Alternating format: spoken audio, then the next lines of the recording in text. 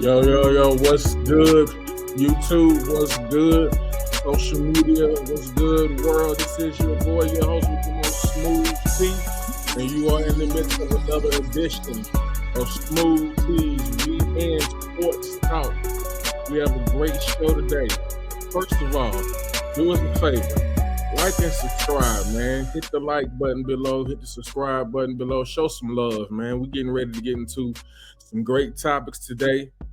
You know what I'm saying? And before I get started, let me just do my first due diligence. Let me bring in my homie, my boy, my ace, the best wingman in the business. You know what I'm saying? If I'm ever in the back hallway or we in the back alley, oh, I know we going back for back and y'all in trouble. So yo, without further ado, let me bring in my homie, my mellow, my ace, my boy, Big LT, the guru. What up, my boy? Welcome to the stage. Welcome to What the up? show. What up, man? You know what it is. Hey, we doing something that, man, is the greatest thing to do, talk about sports. So how else can I be but happy? Yes, sir. Yes, sir. So on today's show, man, we're gonna discuss the Saturday games wrap up that we predicted and some games that we were favorite that we liked. We're also gonna talk about a couple of topics dealing with the schools that we love and got love for. And we're gonna hit a couple of kind of personal, sketchy topics that the people should know about. And so let's get into it, man. First of all, how you doing today, my boy? How you doing, man? Hey, we good, man. We about to talk about it, but like, hey, my Cavs 17-1, Buckeyes won. My Browns coming off a Thursday night win. I mean, it's like, hey, what else can you say? Okay, you got that full Ohio love going right now. You know what I'm saying? Hey, yeah, ain't no haterade over here, so you know ain't got nothing bad to say. So, let's since you brought it up, you know what I'm saying? One of the big games of that day, matter of fact, was your Buckeyes versus the Hoosiers. You know what I'm saying? Which y'all were number 2, they were number 5, and that was one of the big games of the week. You know what I'm saying? A lot of people were saying that Indiana hadn't played anybody really.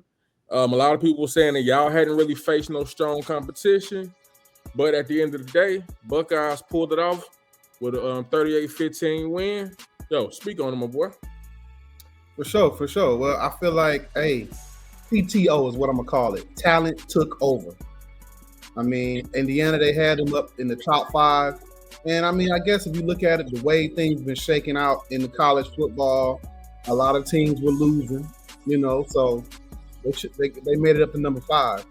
But you can check the tape from my last show. I said that it was going to be one in the trenches. And I think I said we would probably have both our backs would have 100 yards. That didn't happen. But our D line had Rourke running for his life. You're talking about one of the top 10 offenses in the nation. Their quarterback, Rourke, had like 60-some yards passing. And I think their running back, he had a decent game, but he only had like 60-70 yards as well. So in the trenches, we dominated, we executed. We had like 5 or 6 sacks, you know, and they just couldn't move. They never got comfortable. Rourke never got comfortable in the pocket. And like I said, TTO, talent took over. Our guys made plays. They made more plays when the plays needed to be made. And we might have wrecked their season because they were being criticized for their schedule even more than we were. And so the fact that we dominated them pretty much from beginning to end, they're probably not going to get the respect that they hoped they would get for these last these 12 teams to get in. And I want to talk about that later too, about how this playoff football, these playoff teams are setting up. But TTO, man, talent took over. Okay. So just doing some stat work, you know what I'm saying? You was right. Rourke he was only 8 for 18 with 68 yards, no touchdowns. Their running backs, Lawton and Ellison, one had 79 yards, one had 62 yards. So really a stagnant day. They had semi-success on the run, but on the flip side, Will Howard had 22 for 26, excellent percentage with 201 yards of passing. 2 TDs. Your running backs Henderson and Judkins, one had 68, one had 36. So both teams had over 100 yards. Henderson did get a touchdown. You know what I'm saying? In Jigba, he was 80 yards for 1 TD. So then one of the big things that I like, a reference from Coach Prime, special teams was special for y'all. And Caleb Downs, who was a safety, you know what I'm saying, which lets you know the talent that he has to be a safety, and you taking punt returns back and going to the house, that was big. Right. And a little tidbit of information. One of my little birdies told me that Caleb Downs kind of asked for that. He was like, Coach, I think I can make a play. And I heard he was like giving this in the coach's ear like all week leading up to this game, like, Coach, just give me a shot. I feel like I can make a play. And he went out there and, he's a 5-star player, and he made a 5-star play in a big moment of the game, know. So that's, again, TTO, talent took over. One of our top guys said, Coach, give me the ball, Coach. Put me in, Coach. Coach respected that, and we got the results that we were looking for. Right. All right. So, look, we're going to move to another team, a team that, I definitely got love for. You know what I'm saying? I got to throw, I got to throw the cap on for that one. You know what I'm saying? My Michigan Wolverines, you know what I'm saying? Which this was a game that we needed, man, because coming into this game, number one, it was the last home game. So that's the senior game. We were 5 for 5. So we needed this game against Northwestern, who came in at they were 4 and 6. We were 5 and 5, but we needed this game more than anything because we wanted to make sure that we get the bowl. Which it's been an up and down year, man, for us up at Go Blue. You know what I'm saying? So we've had the quarterback situations. Some quarterbacks in, Total in, Warren in, Orgy in. So who gonna show up and who gonna be the quarterback? And you can check our last video for my rant on that one, man, of how I felt like we should have handled that real better. But of course, coming in, we do got Bryce Underwood coming in, and he's gonna be a freshman, but it's gonna take some time to develop. So we're gonna see what's gonna happen. However, we did get the win on Senior Day. Our quarterback threw for 195 yards, 1 touchdown, 1 pick. Caleb Mullins, though, had a game and got busy. He ran for 92 yards, 3 touchdowns. Donovan Edwards showed up.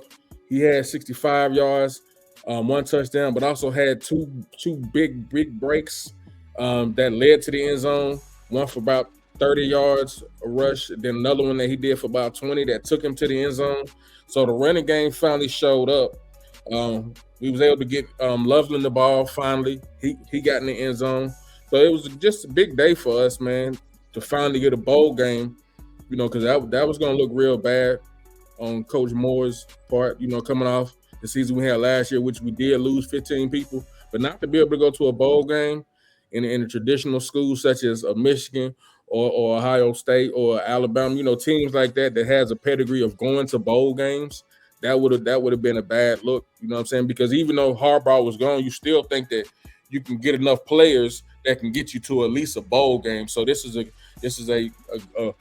we needed to get this win this week because we got a real tough matchup next week in the Horseshoe. I ain't even going front on that one. So this was a big win for us to get that one. Right. And my take on it is, if you follow the big game series like you and I have, and all of our viewers that have followed it the last 20, 30 years, all I got to say is remember the Tim Biaka-Batuka game. We were a heavy favorite in that game, and Timmy B ran all over us. So we're not going to sit here and just celebrate, though that team up north is having a down year by their standards. We're not going to celebrate. We know when we come in there, they're going to be a physical team. They got 2 good running backs. One of us hurt us the last 2 years in Donovan Edwards. So we know we got a game to play. And I feel like just like in the Ohio State-Indiana game, close games favor the underdog. We got to come in there and blow y'all out. We got to come in there, and if we don't get ahead early by like 2 touchdowns or 10 points or whatever, I feel like that favors you guys because the underdog, when the game is close at the end, they have. If you go into the fourth quarter and you give them confidence, that favors the underdog. I feel like we got to go in there, we got to take their soul, as they say, and we're just gonna have to dominate in every facet of the game. And if we don't do that, I'm not gonna lie, I'm gonna be a little nervous until that clock says that we have the victory and the clock is at 0-0-0. I know it's gonna be a dog fight. So we'll see how it goes. Okay. I get it, you know what I'm saying? He trying to sell me on the hype, you know what I'm saying? You know, but you know what? You actually are right because rivalry games it's a whole different level of intensity. You know what I'm saying? So when the most dangerous thing is when a team has nothing to lose. Correct. So I'm hoping that we can go in with that mentality, even though this is the one year that I'm not busting my chest out, you know, about what this game is going to be, but we have the intensity and we have nothing to lose. The only thing that we can do is try to spoil y'all season. You know, we got the bowl game that we got coming up, so if we can try to play spoiler, then sometimes that can be enough motivation to make somebody be like, okay, let's play. So we're gonna see what it's gonna be. We're gonna do a pregame show before I come out there to the ranch. and you know, I'm just showing up so I don't get fined. You know what I'm saying? So that's how we're gonna get down. But it's gonna be a good weekend. So that's a bet. We're looking forward to it. Yes, sir. So look, let's move on to this right here. Let me take that cap off right there. Couple of scores. Georgia, of course, beat UMass. That's UMass, 59-21. So I wasn't even worried about that game for them. That was an easy game. The shocker, man, Alabama gets bounced by Oklahoma. I'm glad you brought that one up because I do want to speak on that one a little bit. Yeah, man, huge defeat that nobody seen coming because Oklahoma was not having a good season, man. And for them to beat Alabama, even though they were at home, you know, but Alabama is still Bama. You know, it's not their particular season, but to lose the way they lost and by the margin that they lost, man, yeah, that was a surprise because now you have a situation where you almost can have a playoff where people are thinking about Alabama not being in it. But to lose 24-3, never seen that one coming, man. What you got? My take on it is this. I feel like whoever has been putting together these FBS and these playoff college series, they got to be an Alabama fan. Because when the rankings came out on Monday, a 3-loss Alabama team, how are they still number 13? And they think they slick because they know some of those top 12 teams going to have to lose because they're going to have to play in conference championship games. So somebody's going to lose. And all Alabama has to do is make the top 12 for the most part, and they have a chance of making the playoff. They are a 3-loss Alabama team. And like you said, they just lost to an Oklahoma team that's not really good. Yeah, it was in Oklahoma, but they're not that good. Okay, when you look at the whole body of work. And so for Alabama to be a 3-loss team, and yes, I know they're in the SEC, but they're a 3-loss Alabama team at number 13. Come on, man. Like, I just feel like that's something that needs to be addressed. I think you could pick a lot better teams than a 3-loss Alabama team, but you watch. I wouldn't be surprised if Alabama makes the playoffs because somebody above them, probably like 2 teams are going to lose above them. And it's like, what you going to do then? Right. I'm just convinced. I don't think this is Alabama's year. They need to get off that horse. But like I said, Alabama, it could be the Nick Saban factor when he was there. Alabama was always looming. And I feel like that's what they're trying to do right now. So you mark my words, see what happens. Definitely. I think it's about the brand. And there's a big difference, man, because I've seen things this year from Alabama that a Nick Saban team, you wouldn't see that from him. The discipline, the different rants that players may have on the field, the things that they're doing, the discipline. One thing I can say about Nick Saban was he was very particular about certain disciplines that his team had, whether it was penalties, whether it was just certain sets. He was very particular about the discipline factor, and discipline goes a long way when you're playing football. So I definitely agree with you, because we gonna get into that in a second, because Alabama's record is the same record as Colorado also, and that's crazy, because no one would have thought about that.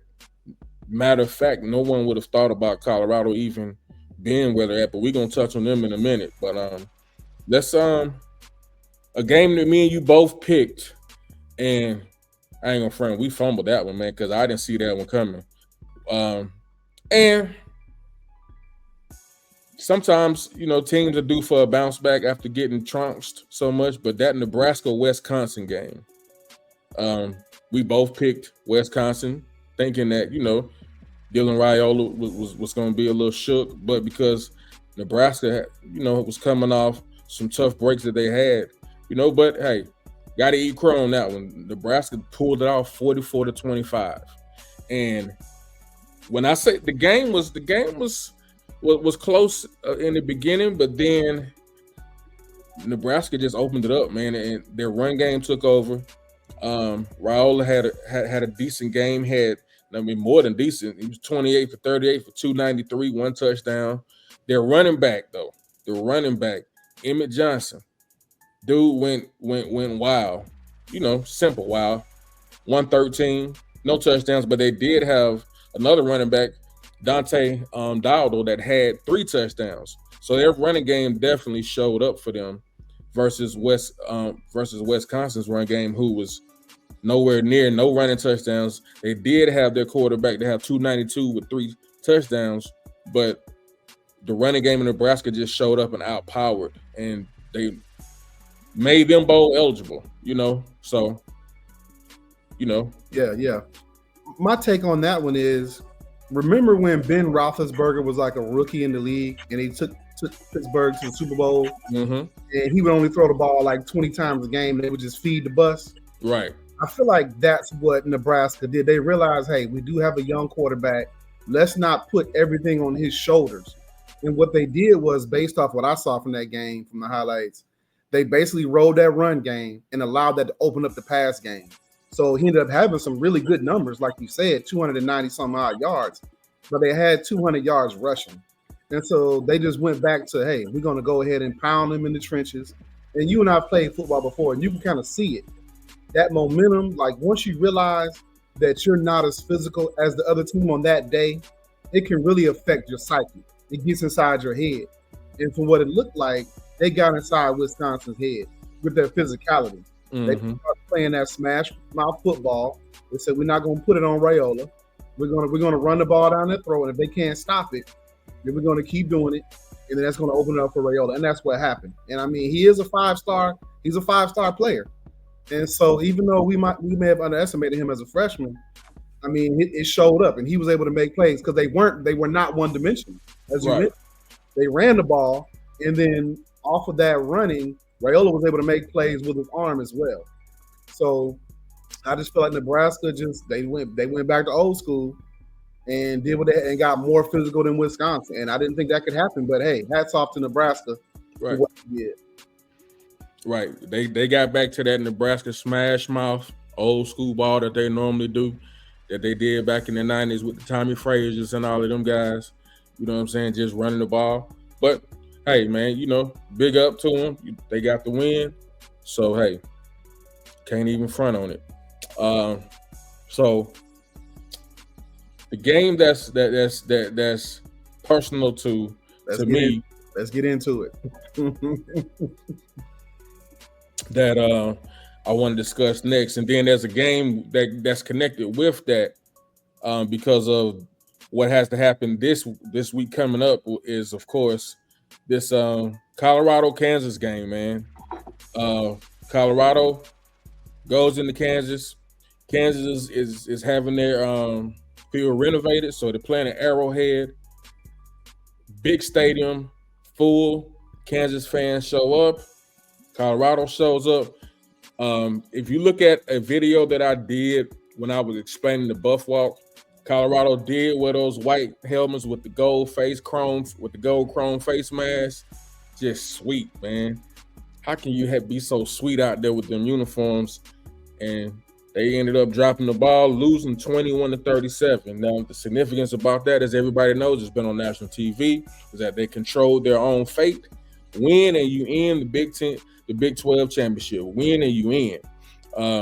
So now they sit at 8-3. They were playing a Kansas team that was 5-5. Kansas is on the hunt because they're trying to get bowl eligible. So they needed to make sure they win their last two games, which was one against Colorado and their game next week. So it was also senior night for Kansas, and just run it down the line, man. The superstar of that game for Kansas was Devin Neal, man. This guy, man, I'm a running back, you know what I'm saying, at heart. And I love that position. I hate the fact that they try to undermine it in the NFL and say it's not important when everybody know defense win games, and if you got a running game, it's going to open up for the passing game. Mm-hmm. But Devin Neal, man, just went 37 touches, rushes for 207 yards, 3 touchdowns. When I say this dude was running angry and running mad, you know what I'm saying? And to me, running back is a mindset. It's an attitude that you have, you know what I'm saying, to be able to run hard and to be like, okay, when I get to this next level, you don't want that smoke. And he was running hard, man. And a lot of stuff that I saw from that was a lot of missed tackles, a lot of bad angles on Colorado. The coaches were making the right calls, but a lot of missed angles, a lot of bad tackles, because he was getting to the second level. And yes, mind you, you say, you know, like Shiloh had a lot of tackles. I'm saying this for a purpose, because of the fact that as a safety, I don't want my safety to have 15 tackles. That means one or two things. Somebody got to the next level and somebody up front didn't do their job and get the tackle. Or it's the difference if he running up into the gap, you know what I'm saying, to help stop the run, and he getting tackles that way. But a lot of the tackles that were gotten by the safeties and the cornerbacks was because he was on the next level, and you don't want your running back to get to that next level. And that's the first thing, you know. And we'll just start right there with you. You know, that we'll start right there. What you got? Yeah, you kind of said it, and the word that came to mind for me is better execution. I feel like Kansas executed their game plan better because their offense, you know, I'm an offensive guy first. Their offense reminded me of UCF, who they played like the second or third game of the year. They had a big running back, a mobile quarterback. They're pretty much the same two offenses. And we shut UCF down. But this time around, Kansas comes in there, and whether they were more motivated or whatever, they executed their plan better. Because, like I said, it wasn't like it was a talent thing because the Buffs shut down UCF last time. But this time, for whatever reason, they couldn't shut them down. I feel like Kansas just executed their game plan better. The desire was there. And I think Buffalo might have been looking past this game a little bit because, like you said, I think Kansas was like 4-6, 5-5, something like that. Mm-hmm. Past that game, look at the last game of the year. But here's my thing, and I talked about this with Alabama earlier, being a 3-loss team. If you're going to find a way to get Alabama in the playoffs, I feel like the committee, you should try to get Colorado in the playoffs, and here's why. I get it. You might not think they're a complete team, but you want to see 3 people in the playoffs. You want to see Coach Prime, Shedeur Sanders, and Travis Hunter in the playoffs. Make it happen. If you're going to make it happen for Alabama, you got to make it happen for them because big-time players make big-time plays, and it's going to be theater. If you want your ratings up and you want to see some theater, even if it's for one round, you want the Buffaloes to be in that playoffs. So right. I'm going to put that out there. Right. No, I agree with you, man. And then that's why I said what I said earlier about 8-3. We got the same record as Alabama, and Alabama's where they're at. And not only do we have probably one of the most dynamic players, but the best college player in football, which you said big-time players show up. Travis Hunter did show up.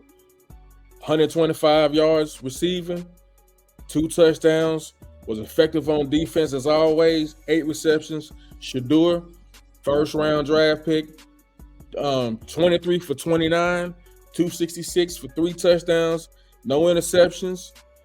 Offensive line did a decent job. He only got sacked one time, and I think that may have been because Shedeur was holding the ball a little bit too long. And a lot of times, when Shedeur is holding the ball, I think a lot of times it's because he's seeing something that maybe people don't see. So we like, man, throw the ball away. You know what I'm saying? So you kind of really never know until you sit down and talk to him, and you in the mind and the perspective of the quarterback, because sometimes he do take sacks where he's holding the ball too long, and just get rid of it, man, so we can live to see another day. But as a whole, the team didn't show up. The running game was still not there. Put it like this: Shedeur led the team in running on Saturday with 26 yards. Yeah, that can't happen. When your dot quarterback is leading the team in rushing, that's not good, because you got to have a running game to win in college football. You got to have a good quarterback, and you got to be able to run the ball and stop the run. And they did 1 out of 3. The quarterback showed up, for the time he was. Oh, most pivotal thing was Kansas controlled the clock.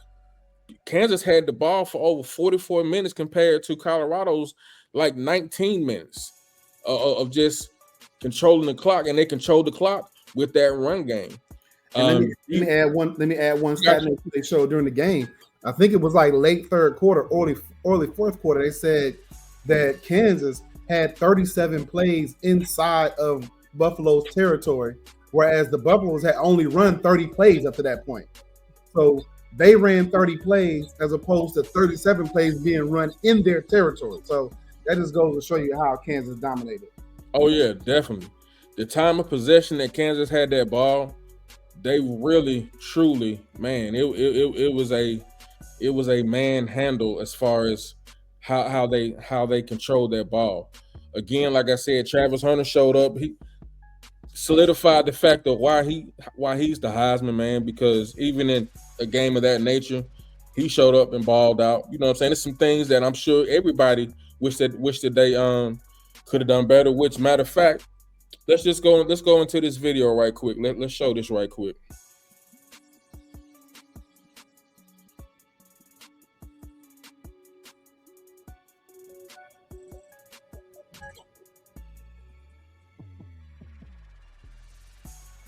Absolute best. It's not one of you can say you played your best game. Nobody in here can say you gave the maximum effort.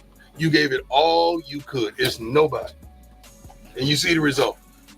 See, the problem is you got intoxicated with success. And success is intoxicating. You start believing what they're saying. You start listening more to what they're saying. You bought into all that foolishness that you were this. And you went out there and we got home. Coaches, players, everyone, we went out there and got humbled. The question is, guys, I'm going to ask you one last time. Where do you go from here? God bless.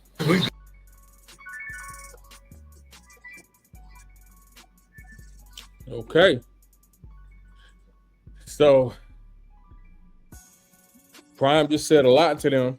And you think about it, they almost kind of went through the same thing last year when they went on that losing scant that they went on, because everybody began to build them up in the media. And one thing that I respect Prime about it is you got to think about something. This man has played on an Atlanta Falcons team that was nothing, that ended up going to the playoffs in '92 during the Hammer Time era. Went to San Francisco, won Super Bowls. Went to Dallas, won Super Bowls. Played for the Atlanta Braves. Went to World Series. Did a double play and played one game in Miami, then flew to Pittsburgh to play in another game.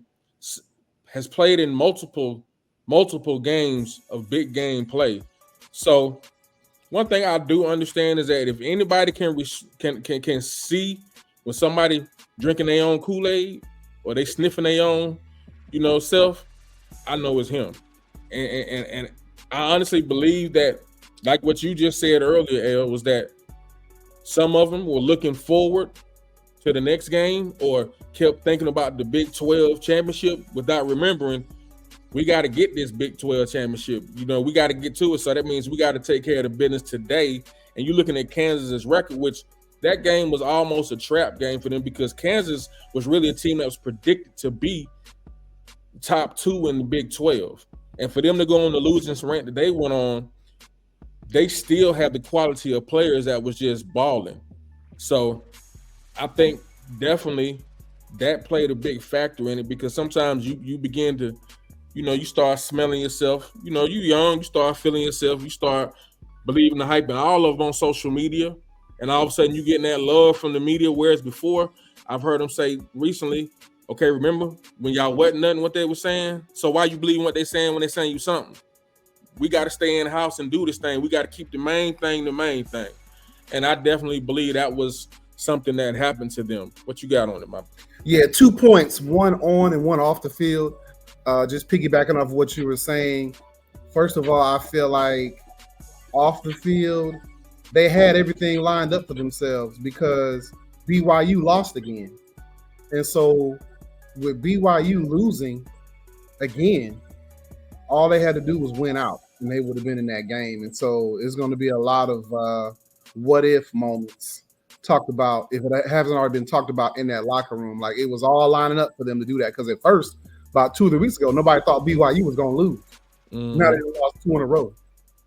So there's still a shot, they're saying, but I mean, a lot of stuff Arizona State gonna have to lose, so a lot gonna have to happen. And then on the field, the way they lost, the way the Buffaloes lost, is that want to. When you getting out muscled and pushed around like that, it's an attitude. Like if you play football, when you're getting pushed around like that, you can't just sit around and wait for somebody to make a play. You might be the person that has to make a play. Whether y'all rally to the ball, y'all gang tackle, you refuse to let that man get those yards. You just have to beat your man one-on-one. You got to say, I'm better than the man that's over me. I'm going to beat him so that I can make a play. And when you're getting run on like that and getting out physical, because everybody in the weight room, everybody's trying to get bigger, stronger, and faster. So it's not like these guys are that much stronger and faster than you. Okay? So it's an attitude. It's a want-to. And I think Coach Prime knows that. Well, I know he knows that. And that's what he was trying to put out there to the team. It's like, you got to want it. You got to be in the moment, stay in the moment of that particular game, do your job in that game, and take it play by play. Win each play. And so I felt like in the end, the mentality that they had, and he said it right. He said it's the coaching too. The coaches got to get them right. The players got to execute it. All that good stuff. So we'll see what happens this coming week, man. You got to talk about the hit on Shedeur, though, man. Oh yeah, yeah. We about to get to that. I got one more last point on that one. So, like what you said, they still got, where you were controlling your destiny. Now you gotta look for some fake things to happen, like you said with BYU. I mean, Oklahoma. I'm tripping. Arizona State got to lose a couple of losses, and then that can push them back in. Overall, though, just take it out the way. There's still 2 games left that they got to play, and they got to start with the one that's at Oklahoma State, Oklahoma State actually got beat by Texas Tech in a shootout, and Texas Tech, of course, if you remember, Colorado blasted them in Texas Tech, so this is definitely a winnable game. One thing that Colorado needs to pay attention to is monkey see, monkey do. Is that because Ollie Gordon for Oklahoma State, he went for 156 against Texas Tech, had 3 touchdowns. So when I say monkey see, monkey do, the same thing that Kansas did, you best believe Oklahoma State is going to try to do the same exact thing. So I know they need to be prepared for that. And that's one thing that they need to make sure they lock down this week. Because I think sometimes when you get smacked in the face, because you got to think about this, man. When they were propelled to being the number 2 in the Big 12, they were on a bye week. So I heard Uncle Neely say something that really was provocative and made me think about it. They didn't really earn that number 2 spot. Things happen for them, for other teams to lose that pushed them up there. So sometimes you don't appreciate something that you haven't truly worked for, and you can take it for granted. And I think that's one thing that happened also with also believing the hype. But you got to remember, man, everybody coming for y'all, especially when you got a team like Kansas, who, man, nobody predicted them to be where they're at. So now going into this week, they still have an opportunity to put up a great last home game. This it right here. This is the last home game for Shedeur, for Travis, for Jimmy, for LeJounte, for Shiloh. This is the last home game for them boys. You know what I'm saying? So they got to put up a good showing, but also to keep themselves, to make sure they get a good bowl or even still have a chance to be in that Big 12 championship. You know what I'm saying? So all is not lost, and even yet and still, to go from a school that was 1-11 to 4-8 to now you're 8-3, that's still, anybody that's 100% rocking with Colorado, this is still a successful season. It's still a great season. And you bringing in a Heisman Trophy winner, whereas you haven't had one since 1994 with Rashad Salam. So, Skull Buffs is still all good. You know what I'm saying? Everything is well. They just got to focus and lock in, man. It's gonna be all right. Facts. Now, let's take a look at this right here, man, because it's just the last thing we gonna discuss here today. Because to me, there's no way that this should not have not been brought up. And we're gonna watch it a couple times, but we're gonna watch it just a couple times because it to me, we'll discuss it.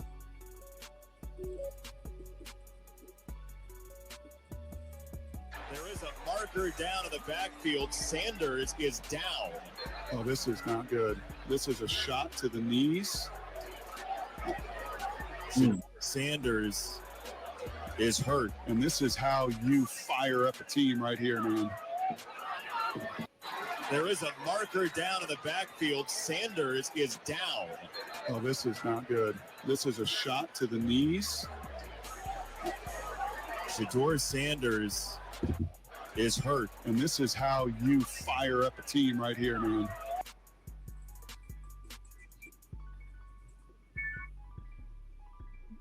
All right. So here's the question for that. This hit on Shedeur Sanders, was it ethical, a football hit, or let's just get to it, was it Bush League? I'm gonna let you touch it first, since you did bring it up. We was gonna bring it up, but I'm gonna let you touch it first. After seeing that again, what you think? I don't think it was either. I think it was trifling and a cheap shot. I'm gonna just go ahead and say it. That was real trifling and a cheap shot. You're not supposed to hit quarterbacks that low. That started back when Tom Brady got injured in NFL. Mm-hmm. You're taught not to hit a quarterback like that, and it was blatant. It wasn't like that man slipped. He targeted that man's knee, and I think what happens here is when you have a target on your back, like the Buffaloes have, and some of it is self-inflicted, some of it is just hate. But when you have that target, you get stuff like this happening right here, because Shedeur is very vocal. And right after that, he kind of got into like a little shoving match with a referee later on. But I understand he was probably out there saying things like, bruh, you letting these guys out here hitting me any old kind of way. You're not calling anything. The frustration came out. I'm not saying he put his hands on the ref was the right thing to do. He could have handled it another way. But I get his frustration, man. Like that was a trifling target on his leg. That could have ended that man's career. Like it's the grace of God that he did not sustain an injury from that, because it looked like when I first saw it, I was like, man, his season might be over. And that's what they were trying to do. I feel like that was a blatant attack on that man. So, right, I agree. That's some old Bush League stuff. That's why I put it up there. That's what I'm saying. Like, I'm not sure. I don't think the coach teaches that, but something was allowed.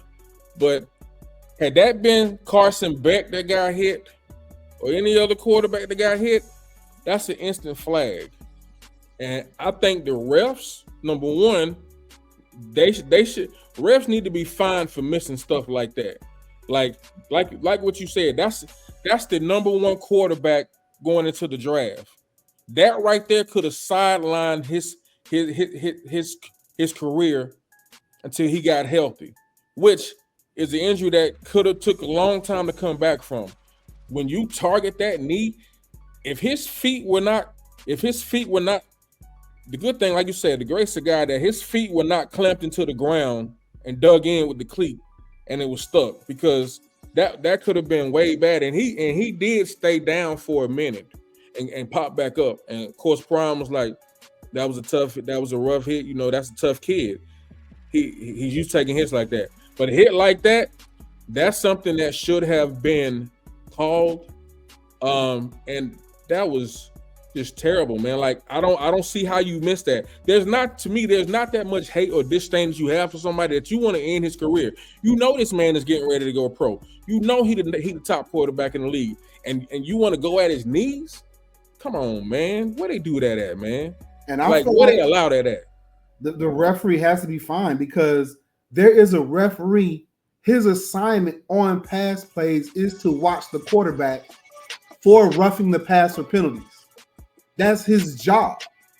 So for him to kind of act like he didn't see that, like, you're right, he should be fined, and he probably shouldn't be. I would even suspend him for a game. He shouldn't be allowed to referee the next game because he missed that. I think you need to deal with all of them, because everyone that's on that field seen that. Because I've seen plenty of times where a ref, he may be right there and miss the call, but another ref throws a flag, and now it's a conversation. Mm-hmm. And for them, from what I've seen, they threw a flag and then picked it back and picked it up. Come on, man. How can you not? When Shedeur threw that pass, he was looking forward, so he wasn't trying to cover himself up.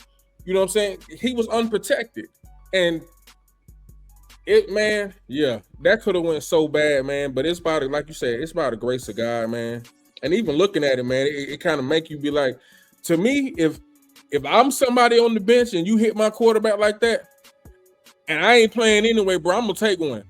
As soon as I seen that, I'm tackling that dude.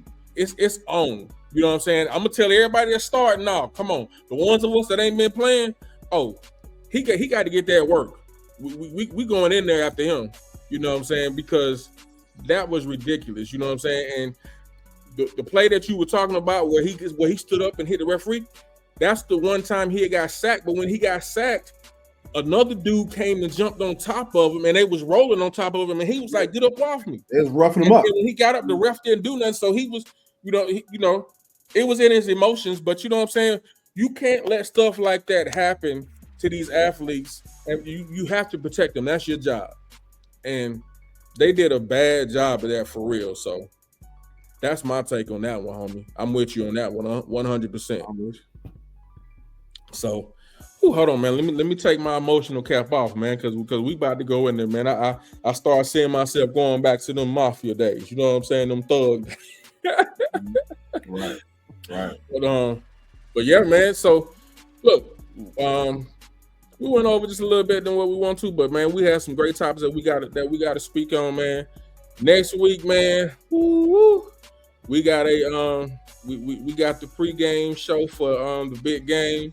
You know what I'm saying? Definitely, as always, appreciate my homie, my ace, Big LT the Guru, for dropping in with us. You know what I'm saying? The best wingman in the business. You know what I'm saying? Again, man, y'all support, show love to the show, man. Like and subscribe, man. Let's run these numbers up, man. For real, we coming with an unapologetic, unbiased opinion, man, for these sports. And, man, we got so much more content coming out because we got so many more topics coming out. Yo, just remember, this is your boy, your host with the most, Smooth T, with Big LT the Guru, saying thanks for watching We Win Sports Talk. And remember, winning is the end game. And if it ain't about the win, don't go in. Peace. Later.